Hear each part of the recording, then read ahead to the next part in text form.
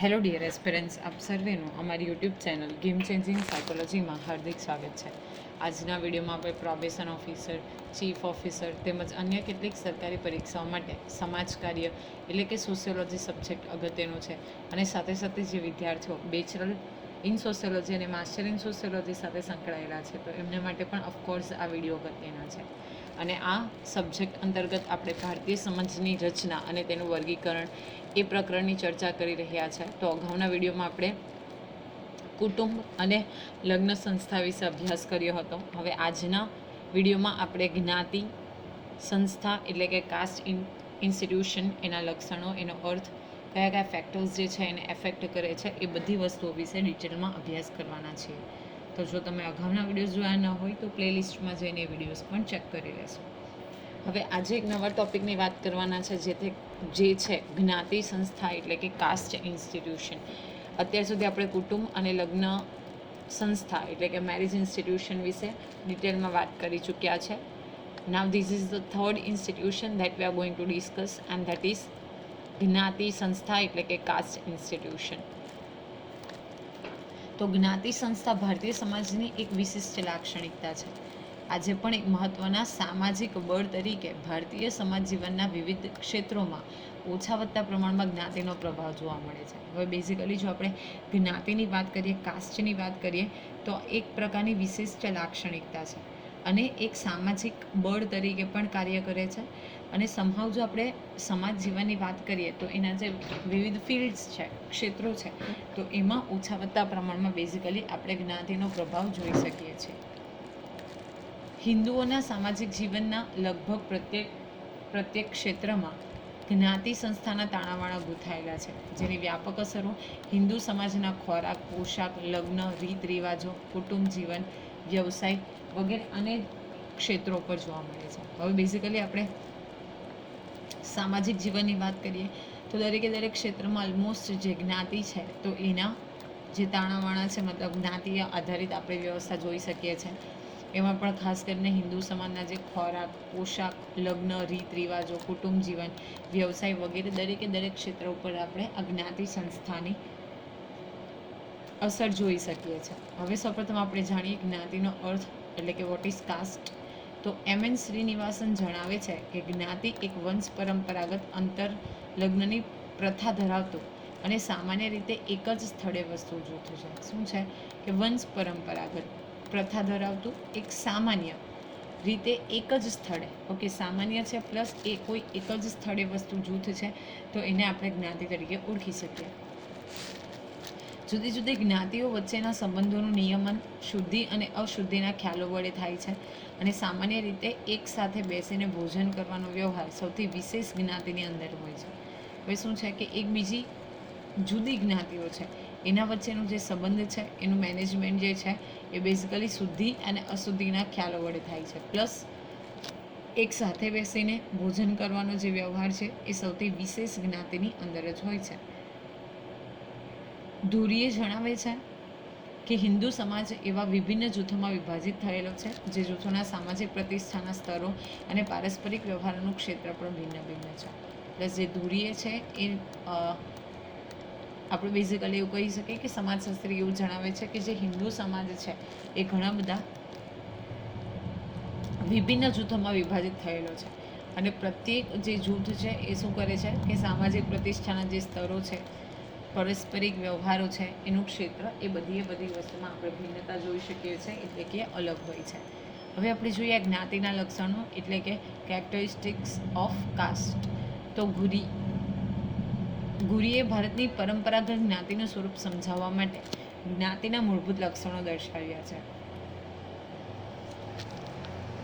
એમાં નંબર 1 છે હિન્દુ સમાજનું જુદા જુદા ખંડોમાં વિભાજન. તો વિવિધ જ્ઞાતિઓ ભારતમાં હિન્દુ સમાજને જુદા જુદા વિભાગોમાં વિભાજિત કરે છે. પ્રાચીન કાળથી હિન્દુ સમાજ એક અખંડ સમુદાય રહ્યો નથી. હવે દરેકે દરેક કાસ્ટ છે તો એ દરેકે દરેક કાસ્ટ શું કરે છે તો હિન્દુ સમાજ છે અથવા કોઈ પણ સમાજ છે એને નાના નાના ભાગોમાં અથવા તો જુદા જુદા ભાગોમાં વિભાજિત કરે છે અને એટલા માટે આપણે અખંડિતતા જોઈ શકતા નથી. અને એટલા માટે પ્રાચીન કાળથી જો આપણે ભારતીય સમાજની વાત કરીએ, હિન્દુ સમાજની વાત કરીએ તો એ અખંડ સમુદાયમાં નથી રહ્યો, એટલે કે બેઝિકલી ટુકડામાં ડિવાઈડ થયો છે. હિન્દુ સમાજની પ્રત્યેક જ્ઞાતિ એક અલગ અને સ્વતંત્ર સામાજિક એકમ તરીકે અસ્તિત્વ ધરાવે છે.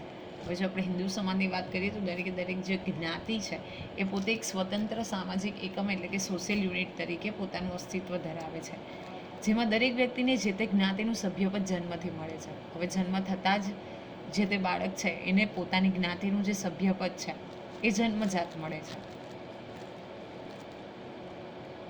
તો અહીંયાથી પૂછાઈ શકે કે દરેક વ્યક્તિને જ્ઞાતિનું સભ્યપદ કેવી રીતે મળે છે, તો જન્મજાત જન્મથી મળે છે. દરેક જ્ઞાતિને પોતાની આગવી સ્વતંત્ર જ્ઞાતિ પંચાયત હોય છે. દરેક જ્ઞાતિની પોતાની આગવી સંસ્કૃતિ હોય છે. આ બાબતોથી સ્પષ્ટ થાય છે કે દરેક જ્ઞાતિ એક સ્વતંત્ર સામાજિક એકમ તરીકે અસ્તિત્વ ધરાવે છે. હવે આપણે દરેકે દરેક જ્ઞાતિની વાત કરીએ તો એ દરેકે દરેક જ્ઞાતિનું સ્વતંત્ર જ્ઞાતિ પંચાયત હોય છે, એટલે કે દરેકનું પોતાનું એક અલગ યુનિટ હોય છે, એક અલગ ઇન્સ્ટિટ્યુશન હોય છે. સાથે સાથે દરેકે દરેક જ્ઞાતિ જે છે એની પોતાની આગવી સંસ્કૃતિ છે, એનું આગવું પોતાનું કલ્ચર છે, અને એટલા માટે દરેક જ્ઞાતિ છે એ બીજી જ્ઞાતિ કરતાં સ્વતંત્ર સામાજિક એકમ તરીકે અસ્તિત્વ ધરાવે છે. હવે જોઈએ કોટિક્રમ, તો ધુરીએ જણાવે છે કે ભારતમાં બધી જ્ઞાતિઓની ઉચ્ચ નિમ્નતા અંગેની એક ચોક્કસ યોજના જોવા મળે છે. કોટિક્રમની વ્યવસ્થામાં ધાર્મિક દૃષ્ટિએ બ્રાહ્મણો સૌથી ઊંચા ગણાય છે, પરંતુ અન્ય જુદી જુદી જ્ઞાતિઓનું ચોક્કસ સામાજિક સ્થાન નક્કી કરવું મુશ્કેલ છે. ખાસ કરીને વચ્ચેની જ્ઞાતિઓના દરજ્જા વિશેની સ્પષ્ટતાનો અભાવ એ ભારતીય જ્ઞાતિ વ્યવસ્થાનું નોંધપાત્ર લક્ષણ છે. ઓકે, તો શું છે કે દરેકે દરેક જ્ઞાતિ જે છે એ પોતાની ઉચ્ચ અને નિમ્નતા અંગેની ચોક્કસ યોજના ધરાવતી હોય છે. ઓકે, અમુક જ્ઞાતિ જે છે એને ઉચ્ચ જ્ઞાતિમાં સમાવેશ થાય, અમુક જ્ઞાતિનો સમાવેશ નિમ્ન જ્ઞાતિમાં થાય, તો દરેકે દરેકની પોતાની ચોક્કસ યોજના છે.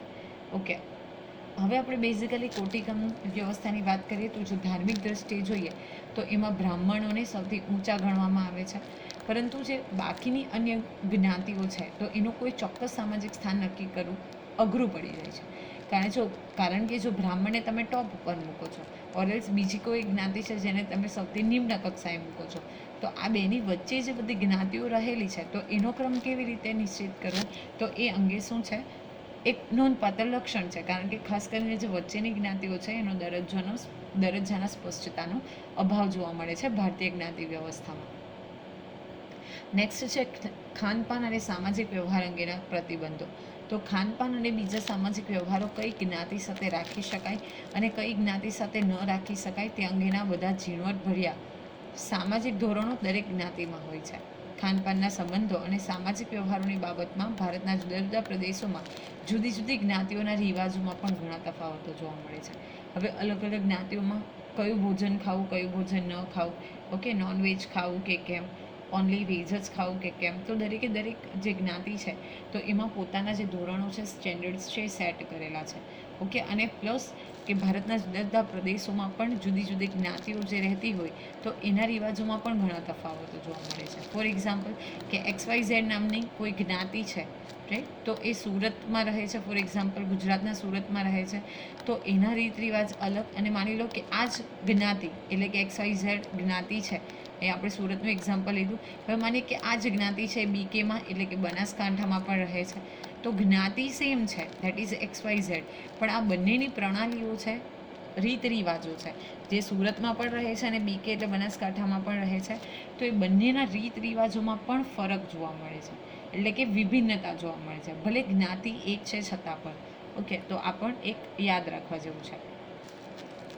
નેક્સ્ટ છે વિભિન્ન જ્ઞાતિઓની નાગરિક તથા ધાર્મિક અસમર્થતાઓ અને વિશેષ અધિકારો. તો ભારતની વિવિધ જ્ઞાતિઓમાં પ્રવર્તતા ચડિયાતાપણા અને ઉતરતાપણાના ખ્યાલોએ નિમ્ન અને ઉચ્ચ ગણાતી જ્ઞાતિઓમાં સામાજિક અને ધાર્મિક અધિકારો વિશે એક પ્રકારની અસમાનતા સર્જી છે. હવે અમુક જે જ્ઞાતિઓ છે એને ઉચ્ચ કક્ષાની એટલે કે ચડિયાતી ગણવામાં આવે, અમુક જ્ઞાતિઓને નિમ્ન કક્ષાની એટલે કે ઉતરતી ગણવામાં આવે. તો એ પ્રકારની આપણે શું જોઈ શકીએ છીએ, અસમાનતા જે છે, અનઇક્વાલિટી છે, આપણે જોઈ શકીએ છીએ. નિમ્ન ગણાતી જ્ઞાતિઓ અનેક પ્રકારના નાગરિક અને ધાર્મિક અધિકારોથી વંચિત રહે છે, જ્યારે ઉચ્ચ જ્ઞાતિઓ આ બાબતમાં અનેક વિશેષ અધિકારો ધરાવે છે. હવે જો આપણે નિમ્ન કક્ષાની જ્ઞાતિઓની વાત કરીએ તો એ અમુક ચોક્કસ જે અધિકારો મળવા જોઈએ અધિકારોથી પોતે વંચિત રહે છે, પરંતુ જે ઉચ્ચ કક્ષાની જ્ઞાતિ ગણાય છે તો એમને આ બધા જે અધિકારો છે એ વિશેષ રૂપથી પ્રાપ્ત થાય છે, એટલે કે એને વિશેષ અધિકારો જે છે એ પ્રાપ્ત થાય છે. વસવાટ, ગામના કૂવાનો ઉપયોગ, જાહેર રસ્તાઓનો ઉપયોગ, શાળા પ્રવેશ, મંદિરોમાં પ્રવેશ વગેરે અનેક બાબતોમાં અસમર્થતાઓ અને વિશેષ અધિકારો આપવામાં આવે છે. હવે જે નિમ્ન ગણાતી જ્ઞાતિઓ છે એને ગામના કૂવાનો ઉપયોગ ન કરવો, જાહેરમાં વસવાટ ન કરવો, એટલે કે ગામની સીમા પૂરી થાય ત્યાં વસવાટ કરવો, જાહેર રસ્તાનો ઉપયોગ ન કરવો, શાળામાં એમને પ્રવેશ ના આપવો, મંદિરમાં પ્રવેશ ના આપવો, બધી વસ્તુ આપણે સામાજિક કાર્ય એટલે કે સમાજ કાર્ય સોશિયોલોજીમાં પણ ડિસ્કશન કર્યું હતું કે પહેલાંના સમયમાં આપણે ત્યાં અનટચેબિલિટી એટલે કે અસ્પૃશ્યતા પ્રવર્તતી હતી. એ અંતર્ગત આ બધી વસ્તુઓનો સમાવેશ થતો હતો, રાઈટ. તો જે નિમ્ન કક્ષાની જ્ઞાતિ ગણાતી હતી એમને આ બધા અધિકારો મળતા ન હતા, પરંતુ જે ઉચ્ચ કક્ષાની જ્ઞાતિઓ ગણાતી તો એને બધા વિશેષ અધિકારો પ્રાપ્ત થતા હતા. હવે વ્યવસાયની પસંદગી પર અંકુશો. તો જ્ઞાતિઓના વ્યવસાયો વંશ પરંપરાગત હતા. પ્રત્યેક જ્ઞાતિએ પોતાનો નક્કી થયેલો વ્યવસાય કરવો તેની ફરજ ગણાતી. પિતાનો વ્યવસાય પુત્ર સંભાળે તેવી પરંપરા હતી. હવે શું છે, જ્ઞાતિ આધારિત વ્યવસાયો પણ પરંપરાગત એટલે કે વંશ પરંપરાગત હતા. ઓકે, કોઈક ફોર એક્ઝામ્પલ દરજી છે તો એ જ્ઞાતિ આધારિત શું કરશે, દરજી કામ કરશે. કોઈ કડિયાનું કામ કરે છે તો એ કડિયા કામ કરશે. તો જે વંશ પરંપરાગત અહીંયા શું આપણે જોઈ શકતા હતા, વ્યવસાયો.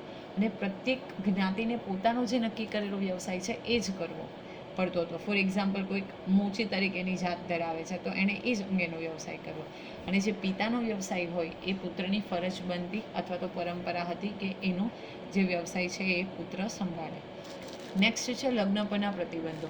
તો આંતરલગ્ન પ્રથા જ્ઞાતિ સમાજનું નોંધપાત્ર પાસું છે. દરેક વ્યક્તિએ પોતાની જ્ઞાતિ કે પોતાની પેટા જ્ઞાતિમાં લગ્ન સંબંધો બાંધવા ફરજિયાત હતા અને આ નિયમોનો ભંગ કરનાર વ્યક્તિને જ્ઞાતિમાંથી કાઢી મૂકવા સુધીની સજા કરવામાં આવતી. હવે તો આપણે બેઝિકલી વાત કરીએ તો પોતાની જ્ઞાતિ અથવા તો પેટા જ્ઞાતિ સાથેની વ્યક્તિ સાથે લગ્ન કરવા એ ફરજિયાત હતા, અને જો કોઈ આ નિયમનો ભંગ કરે તો એને જ્ઞાતિમાંથી બહાર કાઢી મૂકવા સુધીની સજા જે છે એ આપવામાં આવતી. તો આપણે બેઝિકલી લક્ષણોની વાત કરી. હવે આપણે પરંપરાગત જ્ઞાતિ સંસ્થામાં આવેલા પરિવર્તનો એટલે કે કયા ચેન્જીસ જે છે એ આમાં આવ્યા છે તો એ અંગે થોડી માહિતી મેળવીએ. તો ભારતમાં જ્ઞાતિ સંસ્થા મધ્યયુગના અંત સુધી અત્યંત જડ સ્વરૂપે પ્રવર્તતી હતી, એટલે કે એકદમ જ રિજિડ હતું. ભારતમાં બ્રિટિશ રાજ્યનો પ્રારંભ થતાં જ્ઞાતિ સંસ્થામાં નોંધપાત્ર પરિવર્તનો આવવા લાગ્યા. બ્રિટિશરોની અંગ્રેજી શિક્ષણ પદ્ધતિ, સામાજિક કાનૂનીકરણ, ઉદ્યોગીકરણ અને શહેરીકરણ, લોકશાહી અને ઉદારમતવાદી વિચારસરણી વગેરેના પ્રભાવને કારણે જ્ઞાતિ સંસ્થામાં આધુનિક પરિવર્તનની યોજના પ્રક્રિયા શરૂ થઈ. ઓકે, શું થાય છે કે જ્યારે બ્રિટિશરો અહીંયા આવે છે તો એમની ઇંગ્લિશ એજ્યુકેશન, ધેન આફ્ટર સામાજિક કાનૂનીકરણ, ઉદ્યોગિક અને શહેરીકરણ, લોકશાહી અને ઉદારમતવાદી વિચારસરણી વગેરેને કારણે આ જ્ઞાતિ જે સંસ્થા હતી એમાં પરિવર્તન આવે છે.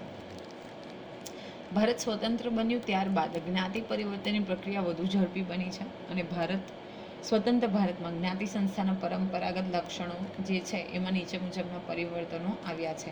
એમાં સૌપ્રથમ છે ખંડ વિભાજનમાં આવેલું પરિવર્તન. તો પરંપરાગત જ્ઞાતિ વ્યવસ્થામાં વ્યક્તિ જે જ્ઞાતિમાં જન્મે એ દરજ્જો આપોઆપ એને મળતો. એમાં વ્યક્તિ પાસે કોઈ વિકલ્પ કે પસંદગી હતી નહીં. ઓકે, તો જે જ્ઞાતિમાં જન્મે તો એ દરજ્જો છે એને જન્મજાત આપોઆપ મળી જતો હતો અને એ બાબતે વ્યક્તિ પાસે બીજો કોઈક વિકલ્પ કે પસંદગી ન હતી. આજે પણ વ્યક્તિને જન્મથી દરજ્જો તો મળે છે, પરંતુ જ્ઞાતિના અર્પિત દરજ્જા સામે શિક્ષણ, નવા વ્યવસાય, આવક, સત્તા જેવા પરિબળોથી વ્યક્તિનો પ્રાપ્ત દરજ્જો મહત્વનો બન્યો છે. તેથી જન્મગત દરજ્જાનું મહત્વ ઘટ્યું છે અને આ લક્ષણનું પરિવર્તન છે. જો હાલના સમયમાં પણ વ્યક્તિ તો છે તે વ્યક્તિને જન્મથી દરજ્જો મળે છે. ઓકે, તો ધેટ ઇઝ પ્રાપ્ત દરજ્જો. પરંતુ આપણે જો અર્પિત દરજ્જો, પણ જો આપણે પ્રાપ્ત દરજ્જાની વાત કરીએ, જેમ કે સારું શિક્ષણ મેળવવું, નવો વ્યવસાય કરવો, વધુ આવક, સત્તા, તો એના પરિબળોને કારણે જે પ્રાપ્ત કરેલો દરજ્જો છે એનું મહત્વ વધ્યું છે અને જે જન્મજાત દરજ્જો મળે છે તો એનું પ્રમાણ જે છે એટલે કે એનું મહત્વ ઘટ્યું છે. જ્ઞાતિમાં ખંડ વિભાજન માટે સૌથી વધુ અસરકારક દરેક જ્ઞાતિની આગવી સંસ્કૃતિ હતી. ઓકે, તો દરેક જ્ઞાતિની પોતાની આગવી સંસ્કૃતિ એ ખંડ વિભાજન માટે અસરકારક પરિબળ હતી. દરેક જ્ઞાતિનું અલગ જીવન હતું અને તેની અલગ દુનિયા હોય તેવું જણાતું, કારણ કે દરેક જ્ઞાતિની જીવનશૈલી, ભાષા, પહેરવેશ અને વર્તન ધોરણો જ્ઞાતિ સંસ્કૃતિ મુજબ રહેતા તેથી ખંડ વિભાજન વધુ તીવ્ર લાગતું. તો આ પણ અગત્યનું છે કે પોતપોતાની જે ભાષા હતી, પહેરવેશ હતા, વર્તન ધોરણો, એને આધારે જ્ઞાતિઓનું શું કરવામાં આવતું હતું? ખંડ વિભાજન કરવામાં આવતું. પરંતુ આજે શિક્ષણ, સંસ્કૃતિકીકરણ, પશ્ચિમીકરણ, આધુનિકીકરણ, વૈશ્વિકીકરણ જેવા પરિબળોને લીધે જ્ઞાતિની આગવી સંસ્કૃતિ ભૂસાવા લાગી છે. પરંતુ આજે એજ્યુકેશન છે, ઓકે, પશ્ચિમીકરણ એટલે વેસ્ટર્નાઇઝેશન છે, મોડર્નાઇઝેશન છે, ગ્લોબલાઇઝેશન જેવા ફેક્ટરને કારણે જે તે સંસ્કૃતિઓની પોતાની આગવી લાક્ષણિકતાઓ છે અને સંસ્કૃતિ તો એ સંભાવ ઘટવા પામી છે. બધાના પહેરવેશ, ભાષા, ખોરાક, વ્યવસાય સમાન થવા લાગ્યા છે. તેથી જ્ઞાતિનું પરંપરાગત ખંડ વિભાજન ભૂસાઈ જતાં તેઓ હવે આધુનિક જીવન જીવવા લાગ્યા છે. ઓકે, સાથે ખોરાક, વ્યવસાયની વાત કરીએ, ભાષા, પહેરવેશ, તો એ પણ હવે કોમન થતો જોવા મળે છે. અને એને કારણે શું છે, પરંપરાગત જે ખંડ વિભાજન થતું હતું એટલે કે સેપરેશન થતું હતું એ હવે દૂર થવા લાગ્યું છે. જે રીતે ખંડ વિભાજનને અસરકારક બનાવવામાં જ્ઞાતિ પંચાયત મહત્વની ભૂમિકા ભજવતી. દરેક જ્ઞાતિની આગવી પંચાયત હતી જે સભ્યોના વર્તન પર નિયંત્રણ રાખી જ્ઞાતિના પોતાના સમૂહને સલામત રાખતી. પરંતુ વિવિધ પરિબળો અને જ્ઞાતિ અસમર્થતા નિવારણ કાનૂન અને બીજા કાયદાઓએ જ્ઞાતિ પંચાયતોની સત્તાને નબળી પાડી.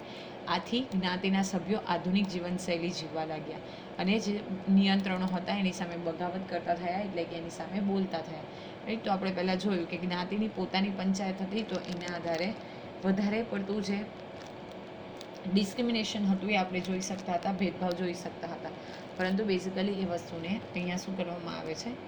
એનો અંત કરવામાં આવે છે. આમ જન્મજાત વારસાગત દરજ્જાને બદલે પ્રાપ્ત દરજ્જાનું વધેલું મહત્વ, જ્ઞાતિ સંસ્કૃતિનું પતન અને જ્ઞાતિ પંચ નબળા થવાથી ખંડોમાં વિભાજન ભૂસાતું જાય છે. તો પહેલાં જે વિભાજન થતું હતું જાતિ, કાસ્ટ, જ્ઞાતિના આધારિત, તે હવે બેઝિકલી ઓછું થતું જાય છે. નેક્સ્ટ છે સામાજિક કોટિક્રમમાં પરિવર્તન. તો પરંપરાગત વ્યવસ્થામાં જ્ઞાતિના વિવિધ સમૂહોનું સ્થાન અસમાન હોવાથી એમાં સામાજિક અસમાનતા જોવા મળતી હતી.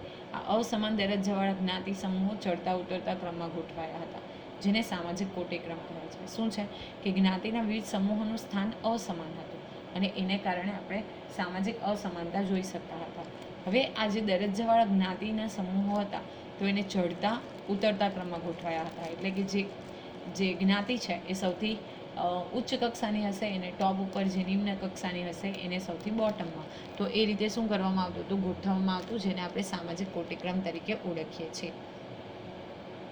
જ્ઞાતિ વ્યવસ્થાને પોતાનો સામાજિક કોટિક્રમ હતો, પરંતુ સમગ્ર ભારતમાં ધાર્મિક દ્રષ્ટિએ કેટલીક જ્ઞાતિઓનો ઊંચો દરજ્જો હતો તેમજ કેટલીક જ્ઞાતિઓનો દરજ્જો નીચો હતો. મધ્યમ જ્ઞાતિઓનો દરજ્જો જમીન માલિકી, સત્તા અને સમાજના વિવિધ માપદંડને આધારે સ્થાનિક કક્ષાએ નક્કી હતો. રાઈટ. તો કેટલીક જ્ઞાતિઓ એવી હતી કે જેનો દરજ્જો ઉચ્ચ કક્ષાનો હતો, કેટલીક જ્ઞાતિઓનો દરજ્જો નીચો હતો. અને જે મધ્યમ જ્ઞાતિઓનો દરજ્જો હતો એ જમીન કેટલી છે એમની પાસે, એમની સત્તા કેવી છે, સમાજના વિવિધ જે બીજા માપદંડ છે એને આધારે નક્કી કરવામાં આવતો. વર્તમાન સમયમાં શિક્ષણ, ઔદ્યોગિકીકરણ, શહેરીકરણ, આધુનિક મૂલ્યો, સાંસ્કૃતિકરણ, કાનૂનીકરણ જેવા પરિબળોને લીધે જ્ઞાતિના આ લક્ષણમાં મોટો બદલાવ આવ્યો છે. મોટી સંખ્યા અને કૌશલ, મિલકત, આવક ધરાવતા લોકોનું કોટિક્રમમાં સ્થાન આગળ વધ્યું છે. દાખલા તરીકે બ્રાહ્મણ, વાણિયા વગેરે જ્ઞાતિઓનો કોટિક્રમ નબળો પડ્યો છે. તો પહેલાં આપણે એવું કહી શકીએ કે એ લોકોનું પ્રભુત્વ હતું, વર્ચસ્વ હતું. પણ હવે આજે એજ્યુકેશન છે, ઓકે, ધેન આફ્ટર કૌશલ્ય છે, મિલકત છે, આવક છે, એના બેઝ ઉપર ક્લાસિફિકેશન કરવામાં આવે છે. એને આધારે આજે પર્ટિક્યુલર બ્રાહ્મણ, વાણિયા એ કમ્યુનિટી છે તો એનું વર્ચસ્વ સંભાવ ઘટ્યું છે. નેક્સ્ટ છે ખાનપાન, સંપર્ક પરના પ્રતિબંધોમાં પરિવર્તન.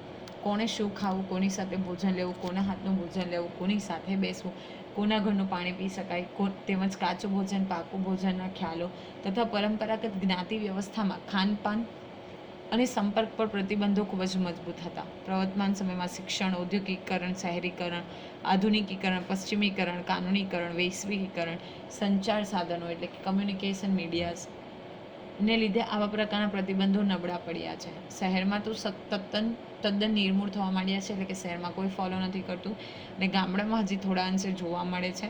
અને આજે જંક ફૂડ અને ફાસ્ટ ફૂડના જમાનામાં આવા ખ્યાલો ટકે એમ પણ નથી. તો બેઝિકલી ક્યાં ખાવું, કોની સાથે શું ખાવું, ઓકે, કોના ઘરનું પાણી પી શકાય, એવા બધા રિચ્યુઅલ્સ હતા જે હવે સમય જતાં શું થયું છે એમાં પણ પરિવર્તન આવ્યું છે. નેક્સ્ટ છે નાગરિક અને ધાર્મિક અસમર્થતા અને વિશેષ અધિકારોમાં પરિવર્તન. તો ભારતની જ્ઞાતિઓમાં સામાજિક કોટિક્રમને લીધે નિમ્ન અને ઉચ્ચ ગણાતી જ્ઞાતિઓમાં નાગરિક અને ધાર્મિક અધિકારો વચ્ચે અસમાનતા છે. ઓકે, જે નાગરિક એઝ અ સિટીઝનના રાઇટ્સ અને જે ધાર્મિક અધિકારો એટલે કે જે આપણા રિચ્યુઅલ રાઇટ્સ છે, તો એમાં પણ આપણે શું જોવા મળે છે અસમાનતા. પરંપરાગત જ્ઞાતિ વ્યવસ્થામાં નિમ્ન જ્ઞાતિઓ અને અનેક પ્રકારના નાગરિક ધાર્મિક અધિકારોથી વંચિત રહી ગઈ હતી અને કેટલીક ઉચ્ચ ગણાતી જ્ઞાતિ પાસે વિશેષ અધિકાર હતા. ઉચ્ચ જ્ઞાતિઓ જાહેર જીવનમાં નાગરિક અને ધાર્મિક બાબતમાં સત્તા અને અધિકાર ભોગવતા હતા. તો બેઝિકલી આપણે જો નિમ્ન જ્ઞાતિની વાત કરીએ તો લોકો અનેક પ્રકારના નાગરિક અને ધાર્મિક અધિકારોથી વંચિત રહી જતા હતા. એમના માટે ઘણી બધી ઝુંબેશ પણ ચલાવવામાં આવી હતી અને હાલમાં પણ આપણે જોઈએ તો ભારતના બંધારણમાં એટલે કે બંધારણ અનુસાર એમને જે રિઝર્વેશન છે, આરક્ષણ એ મળવાપાત્ર છે. વર્તમાન સમયમાં શિક્ષણ, બંધારણ, આધુનિકીકરણ, ઔદ્યોગિકરણ, શહેરીકરણ, કાનૂનીકરણ, જેમાં અસ્પૃશ્યતા નિવારણ, એટ્રોસિટી એક્ટ જેવા પરિબળોને લીધે હવે આ વિશેષ અધિકારો નાબૂદ થયા અને નિમ્ન જ્ઞાતિની અસમર્થતા નાબૂદ થઈ. આજે ગેરબંધારણીય વર્તન કરવામાં આવે તો સજાને પાત્ર બને છે. વૈશ્વિક લોકશાહી અને સમાનતાવાદી મૂલ્યોને લીધે પણ આવી અસમર્થતા દૂર થઈ રહી છે. એ તો અનટચેબિલિટી મેં તમને ફ્યુ મિનિટ્સ બેક કીધું એ પ્રમાણે પ્રવર્તતી હતી. હવે ભારતના બંધારણ અપાર્ટ ફ્રોમ દેટ આધુનિકીકરણ, ઔદ્યોગિકરણ, શહેરીકરણ એ બધી વસ્તુ થવાને કારણે બધી વસ્તુમાં સમભાવ રદ થતી જાય છે. નેક્સ્ટ છે વ્યવસાયની પસંદગી પર અંકુશોમાં પરિવર્તન. તો પરંપરાગત જ્ઞાતિ વ્યવસ્થામાં વંશ પરંપરાગત વ્યવસાયો ચાલી આવતા હતા. એ મુજબ દરેક જ્ઞાતિએ નક્કી કરેલા વ્યવસાય જ જ્ઞાતિના સભ્યએ કરવાનો હતો. અન્ય જ્ઞાતિના સભ્યને તેમાં પ્રવેશ નહોતો. તેમજ પોતાની જ્ઞાતિના સભ્યને પણ અન્ય વ્યવસાય કરવા ઉપર પ્રતિબંધ હતો. એટલે કે ટ્રેડિશનલી જે બિઝનેસ ચાલતો હોય એ જ કામ એને કરવાનું. ઓકે, બીજી વ્યક્તિ એ બીજું કામ કરી ન શકે. ફોર એક્ઝામ્પલ કોઈ કડિયા હોય તો એની અપકમિંગ જનરેશન પણ કડિયા કામ જ કરશે. જો કે વ્યાપાર, ખેતી, ખેતમજૂરી, લશ્કરની નોકરી જેવા વ્યવસાય કોઈ પણ જ્ઞાતિ કરી શકતી હતી. આજે ઔદ્યોગિકરણ, શિક્ષણ, શહેરીકરણ, યંત્ર, વૈજ્ઞાનિક ક્રાંતિને કારણે અનેક નવા વ્યવસાયો ઊભા થયા, જેમાં કૌશલ્ય જ્ઞાન મહત્વના બન્યા. ઓકે, તો મજૂરી છે, લશ્કર છે, વ્યાપાર છે, ખેતી, આ બધી જે વસ્તુઓ છે એ દરેકે દરેક કમ્યુનિટી કરી શકતી. પણ જ્યારે આપણે વિજ્ઞાન, ટેકનોલોજી અને બીજા પરિવર્તનોની વાત કરીએ તો બેઝિકલી એમાં નવા નવા વ્યવસાયો ઊભા થયા છે, જેમાં કૌશલ્ય જ્ઞાન મહત્વના બન્યા. પરિણામે પરંપરાગત વારસાગત વ્યવસાયોનું આકર્ષણ ઓછું થયું. જે પરંપરાથી ચાલતા આવતા વ્યવસાયો હતા એનું એટ્રેક્શન જે છે એ ઓછું થાય છે. એટલે વ્યવસાય પસંદગી પરના અંકુશો નાબૂદ થઈ ગયા અને જ્ઞાતિ અને વ્યવસાય વચ્ચેનો સંબંધ નબળો પડ્યો છે. તો જ્ઞાતિ અનુસાર વ્યવસાયને ચૂઝ કરવો, તો એ વસ્તુ હવે નબળી પડતી દેખાય છે. નેક્સ્ટ છે લગ્ન પરના પ્રતિબંધોમાં પરિવર્તન. તો વંશ પરંપરાગત જ્ઞાતિ વ્યવસ્થામાં એક પેટા જ્ઞાતિની વ્યક્તિનું બીજા પેટા જ્ઞાતિની વ્યક્તિ સાથેના લગ્ન ઉપર પ્રતિબંધ હતો. દરેક પેટા જ્ઞાતિમાં લગ્ન સંબંધનું ક્ષેત્ર પોતાના જૂથ પૂરતું મર્યાદિત હતું. અંતરલગ્નનો નિયમ મજબૂત હતો. જો આ નિયમનો ભંગ થાય તો જ્ઞાતિમાંથી બહાર કાઢવા સુધી સજા હતી. એટલે શું છે, દરેકે દરેક વ્યક્તિ પોતાની જ કાસ્ટ છે અથવા સબકાસ્ટમાં મેરેજ કરી શકતી અને જો આ રૂલ ફોલો ન થાય તો એમને જ્ઞાતિની બહાર પણ કાઢી મૂકવામાં આવતા.